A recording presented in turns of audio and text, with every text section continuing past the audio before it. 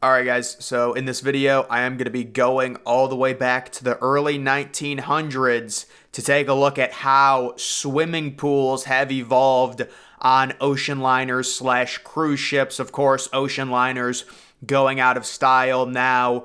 All anyone seemingly builds are the massive cruise ships and the 30 different pools that go along with it, but it wasn't like this, especially all the way back in 1906 when the first swimming pool was inserted on a cruise ship. It was not the Olympic and it was not the Titanic, but those are the two most known ones for having the first actual photographed swimming pool. Many of the images, the real life images, are of the Olympic, but when you compare the Olympic swimming pool to the Titanic, very, very similar. The only main difference is Titanic's was heated when they built it in 1912. That meant you could use it throughout the year. Very, very rare, of course, with this ship this early for it to be located well below the boat deck. That is unheard of nowadays. And you do have the other interesting thing with this. Well, I guess there's a few different things. I don't know, for whatever reason, I really do like the Titanic and the Olympics swimming pool design. It's just the idea that it's really hollow, but it's a first class area.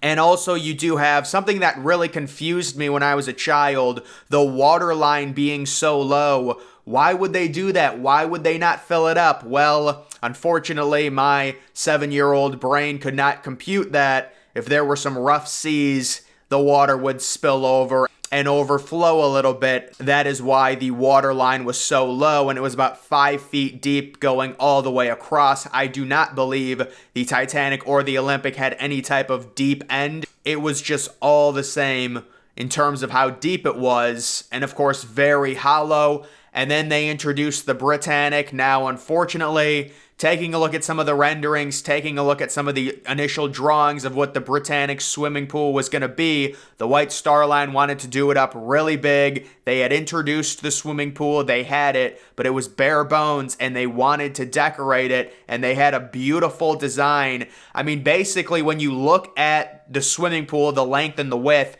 looks very similar, almost a carbon copy to Titanic and Olympic. It's just completely outfitted in a luxurious design, and it looks very beautiful. The story of the Britannic, very sad.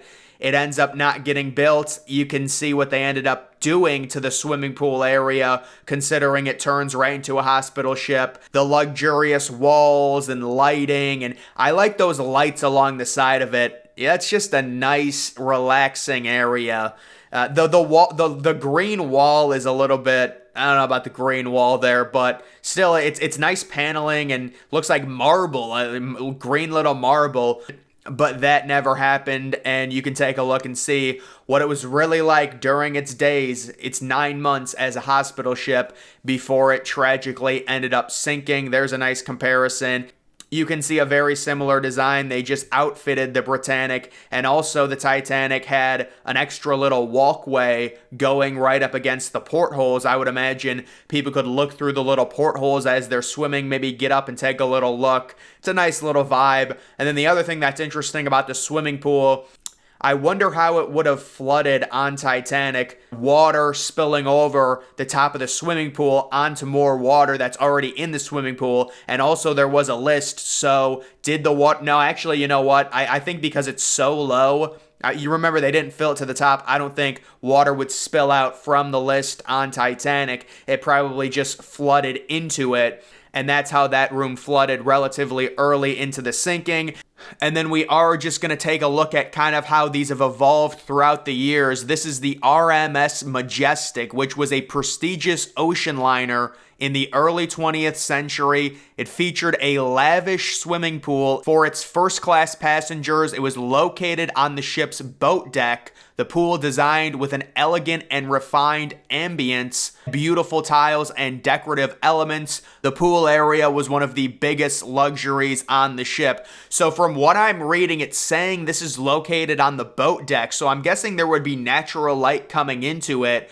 Unfortunately, there's really not any good renderings I could find. It's not like anyone made, the RMS Majestic into an actual ship that you could explore like they've done with Titanic and even the Britannic and other video games and things like that. But it definitely is a very unique area. You can see they've got like an upper walkway area and then 2 stairwells that lead into the bottom area. And then you do have a bunch of benches surrounding the pool with 2 walkways going into it.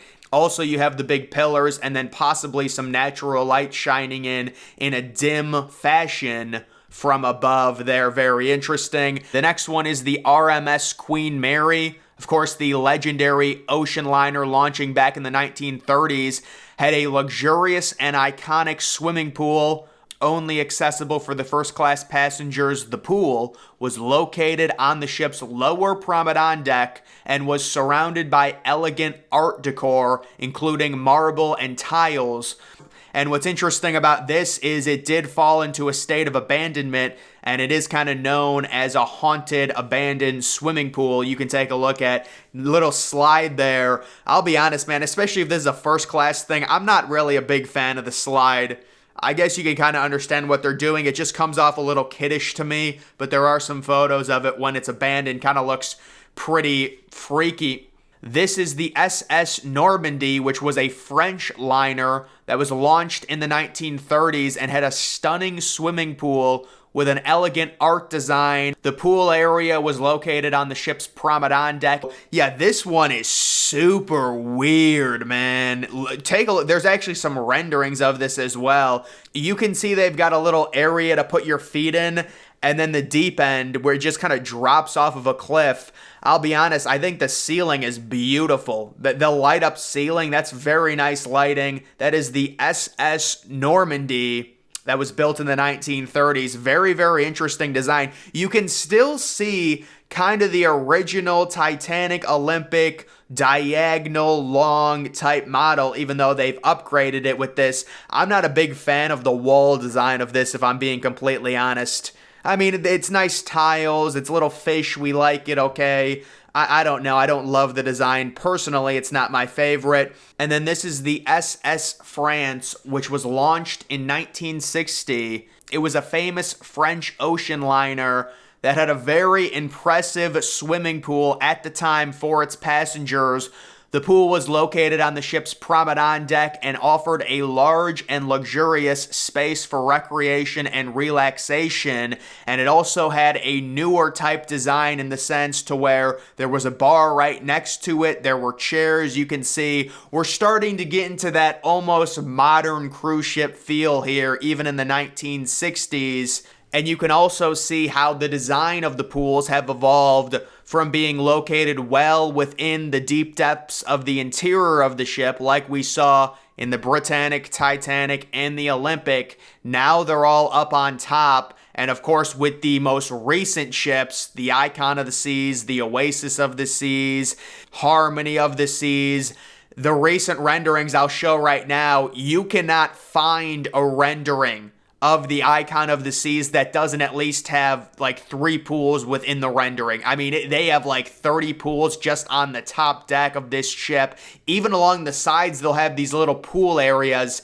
It is crazy how extensive the pools have gotten on the top. Personally, I would like the idea of having a pool located really deep where there's like portholes that you can see out of. And sometimes they have like private stuff, with modern cruise ships. But of course, there's a big emphasis on putting everything on top. But that is kind of how swimming pools have evolved from the early 1900s, 1906 technically the first one popping up, and then kind of becoming famous with Olympic and Titanic. You really can't compare the ships. I mean, one's an ocean liner, one's a cruise ship, but it is still interesting to look at. But guys, that is going to do it for this video. Make sure you follow me on Twitter. Link to that's always in the description.